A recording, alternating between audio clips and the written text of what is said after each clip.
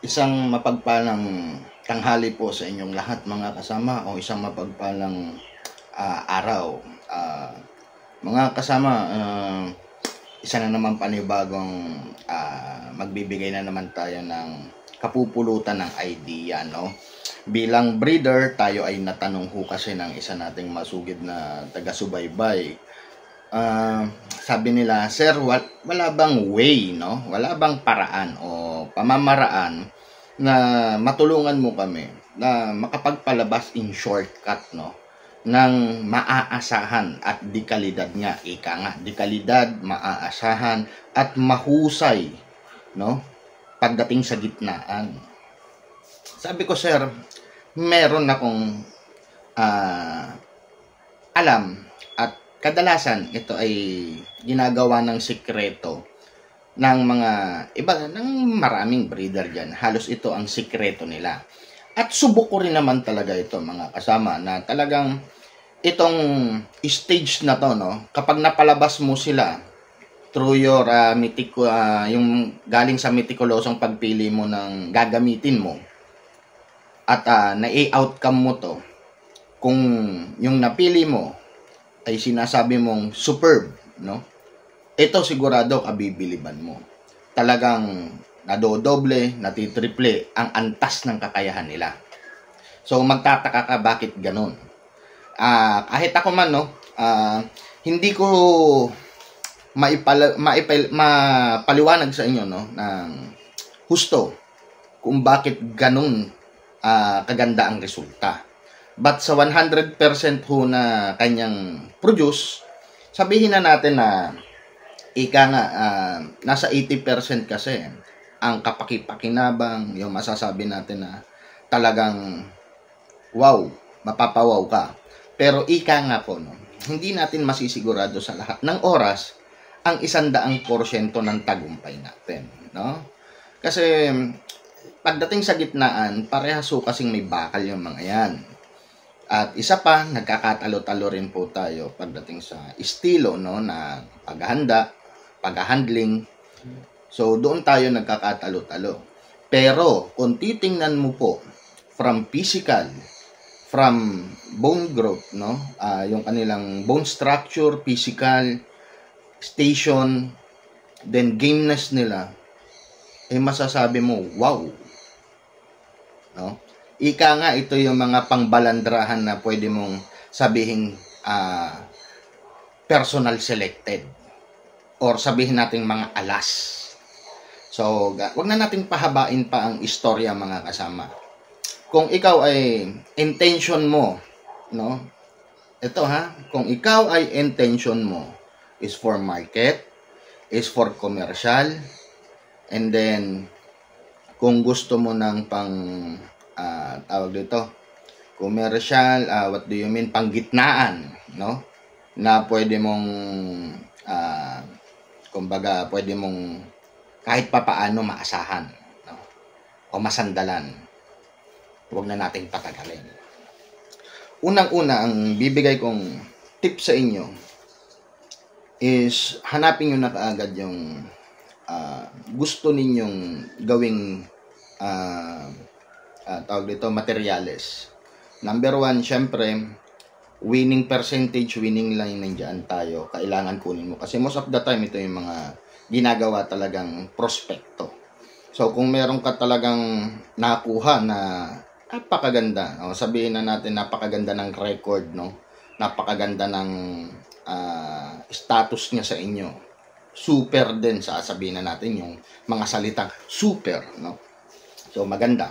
So, napili nyo yung lalaki na yan. For instance, sabihin na natin na that one is a 5K line, sabihin na natin, no?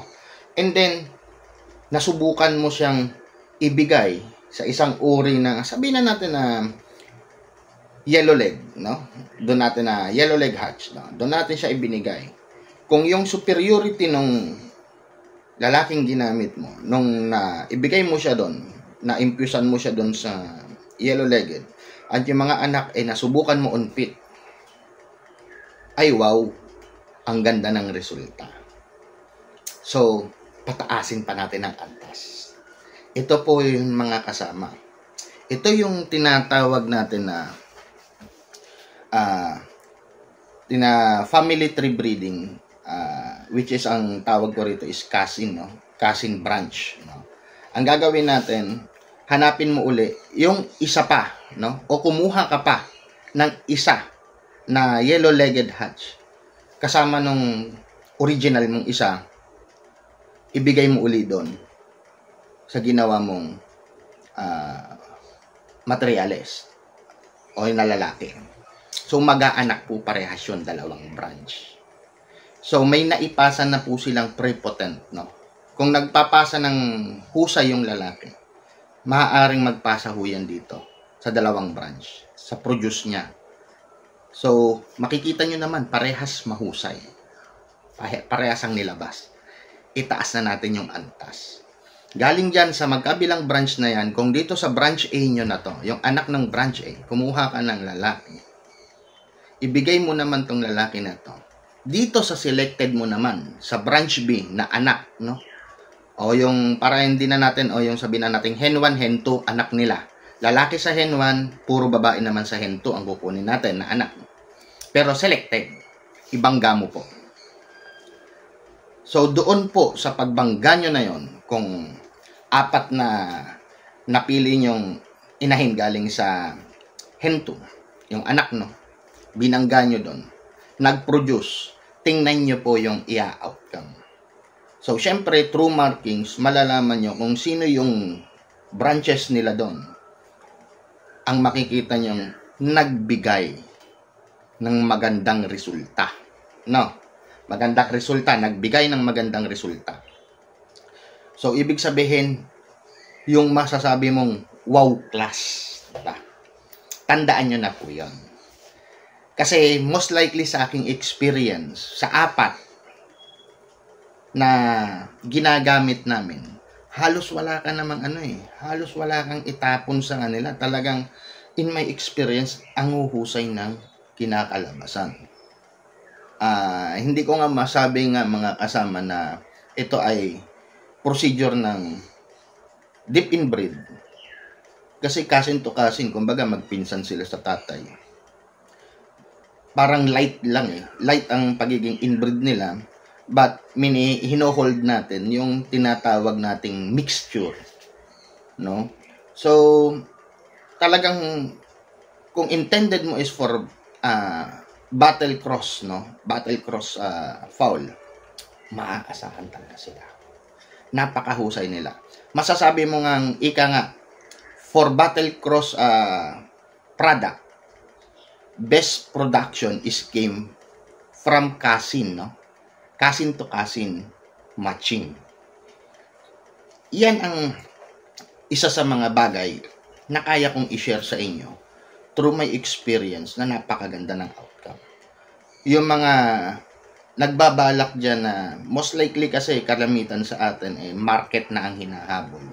Yan ang best shortcut na hindi ka mapapahiya. So, syempre, lahat naman nagtatalo-talo yan how do you handle in conditioning, how you handle in pointing. Of course, nagtatalo rin yan sa oras ng gitnaan because parehas yan na may kagamitan.